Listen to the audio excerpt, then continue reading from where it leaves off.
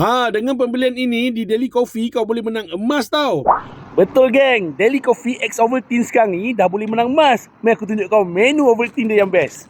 Kita dekat Daily Coffee, Seremban 2. Dengan suasana yang tenang, mewah dan santai macam ni memang sesuai dengan keluarga. Daily Coffee X Ovaltine. Boleh cuba Ovaltine Mocha, Ovaltine Frappe, Ovaltine Bingsu dan Ovaltine Cream Cheesecake. Untuk Daily Coffee di Seremban 2 ni, kau nak dapatkan kad gores, kau boleh beli Ovaltine Cream Cheesecake ni tau. Lebih banyak kau beli, lebih banyak kad gores yang kau boleh dapat. Yang ini hero item dia, Ovaltine Frappe. Kalau nak santai boleh try Ovaltine Mocha. Menu untuk dapat kad gores, Ovaltine Cream Cheesecake. Rasa lemak-lemak Frappe tu memang sesuai sangat untuk santai. Taburan Ovaltine ni membuatkan Ovaltine Mocha ni lebih strong rasa dia tau. Ovaltine Cream Cheesecake ni memang lembut sangat-sangat. Kena pula dengan curahan Ovaltine tu. Salah satu item yang layak untuk dapat kad gores. Kalau beli satu, layak dapat satu. Beli dua, dapat dua kad gores. Bolehlah bagi pada orang yang tersayang mas nanti. Tunggu apa lagi? Dah boleh datanglah ke Daily Coffee yang berada dekat Seremban 2 ni.